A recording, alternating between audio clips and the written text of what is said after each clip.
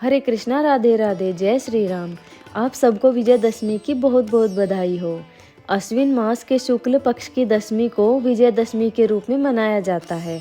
इस दिन भगवान श्री राम का पूजन करने से हमारे जीवन में जो कष्ट आने होते हैं ना, वो सब नष्ट हो जाते हैं। विजयदशमी का पर्व बुराई पर अच्छाई की और असत्य पर सत्य की जीत के रूप में मनाया जाता है। आज के दिन माँ दुर्गा ने महिषासुर का वध कर उस पर विजय प्राप्त की थी और आज के ही दिन भगवान श्री राम ने दशानन रावण को मार उसको जीता था।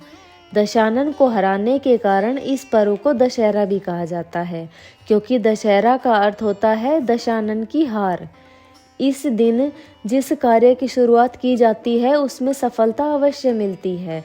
इसी कारण प्राचीन समय में राजा महाराजा आज के दिन विजय की प्रार्थना कर युद्ध के लिए जाया करते थे।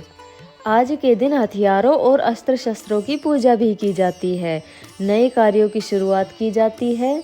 विजयदशमी के पर्व पर जगह जगह रामलीला का आयोजन होता है। दशानन रावण का पुतला बना मेघनाथ और कुंभकर्ण के साथ जलाया जाता है। जगह जगह पर मेले भी लगते हैं। अब विजयदशमी के बारे में जो कथा प्रचलित है उसको श्रवण करते हैं। पुराणों के अनुसार शारदीय नवरात्रों की शुरुआत भगवान श्री राम ने ही की थी। जब रावण ने माता सीता का हरण कर लिया था, तब लंका पर चढ़ाई करने से पहले भगवान श्री राम ने माँ दुर्गा की आराधना की थी। भगवान राम को इस बात का ज्ञान था कि माता दुर्गा को नीले कमल के पुष्प अत्यंत पसंद है और इससे माता जल्द ही प्रसन्न होती है। ऐसा विचार कर भगवान श्री राम हनुमान जी को 108 नीले कमल के पुष्प लाने के लिए भेज देते हैं।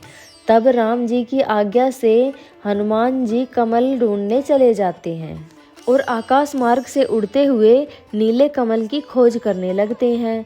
तब एक झील में उन्हें नीले कमल के पुष्प खिले हुए दिखाई देते हैं। हनुमान जी बड़ी सावधानी से 3 बार गिन कमल के पुष्प तोड़ लेते हैं और भगवान श्री राम के पास लेकर जाते हैं। तब भगवान श्री राम माँ दुर्गा के 108 नामों का पाठ प्रारंभ करते हैं। प्रत्येक नाम पर माँ को एक नील कमल का पुष्प अर्पित करते हैं। अब जैसे ही भगवान श्री राम माँ के अंतिम नाम ब्रह्मवादिनी के नाम पर कमल अर्पित करने के लिए कमल उठाने लगे, तो उन्होंने देखा कि कमल तो समाप्त हो गए हैं और भगवान राम को पता लगा कि यहाँ पर एक कमल कम है। इस पर भगवान श्री राम अपने एक नेत्र को निकाल कर माता को अर्पित कर देते हैं, क्योंकि भगवान श्री राम का एक नाम कमल नयन भी है, इसलिए वह अपने कमल समान नयन को माता को अर्पित कर देते हैं। जिससे प्रसन्न हो माता भगवान श्री राम के सामने प्रकट हो गई और उन्होंने विजयी होने का वरदान भगवान श्री राम को प्रदान किया। माता उनके अस्त्र शस्त्रों में विराजित हो गई। इसके पश्चात भगवान श्री राम ने रावण से युद्ध प्रारंभ किया, जो कि 10 दिन तक चला और 10वें दिन भगवान श्री राम ने रावण का वध कर दिया और 10वें दिन उन्होंने माँ द्वारा प्राप्त दिव्यास्त्र से दशानन रावण का वध कर दिया। इस दिन को आज विजयदशमी के रूप में मनाया जाता है। अब एक और अन्य कथा सुनते हैं, जो कि महाभारत काल की है। महाभारत काल में द्यूत क्रीड़ा में हारने पर कौरवों द्वारा पांडवों को 12 वर्ष का वनवास और 1 वर्ष का अज्ञातवास दिया गया।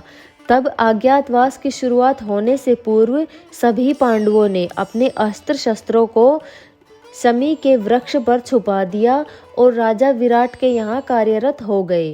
फिर अज्ञातवास के अंत में एक दिन विराट राजा की अनुपस्थिति में उनका पुत्र, जिनका नाम उत्तर था, वह गायों की रक्षा के लिए कौरवों से लड़ने युद्ध स्थल पर चला गया। उस समय उत्तर का सारथी अर्जुन ही था। तब कौरवों की विशाल सेना और उस सेना के बड़े बड़े महारथियों से उत्तर भयभीत हो रण छोड़ने का निर्णय कर लेता है।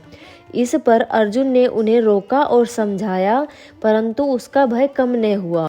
तब अर्जुन ने उसे रोककर खूब समझाया और युद्ध करने के लिए प्रेरित किया, परंतु उसका भय तनिक भी कम न हुआ।